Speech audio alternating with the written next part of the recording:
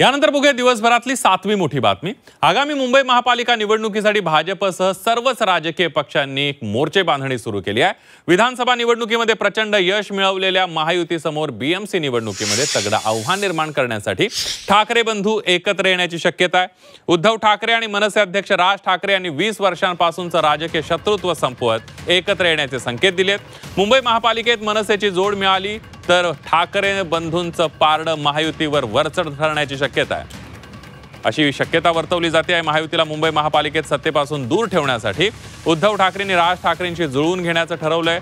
त्याच मनसेला सोबत घेण्यामागचं महत्त्वाचं कारण म्हणजे मनसेचा मुंबई महापालिकेच्या जवळपास 70 जागांवर असलेला प्रभाव। मुंबईतील 1 कोटी या एकूण मतदारांपैकी सुमारे 4% मतं मनसेला मिळतात। 2024च्या निवडणुकीत मिळालेल्या 67 प्रभागांमध्ये मनसेला चांगली मतं पडली आहेत। 10 प्रभागांमध्ये मनसेला विजयाच्या अंतराच्या जवळपास मतं आहेत।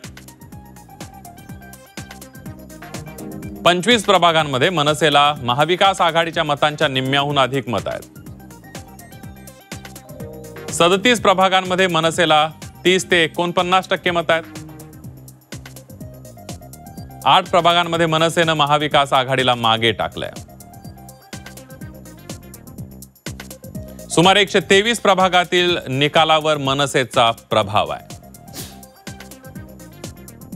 दादर, माहीम, सायन, विक्रोळी, कुर्ला, मागाठाणे, चारकोप आणि अंधेरीच्या काही भागांमध्ये भक्कम पाय आहे।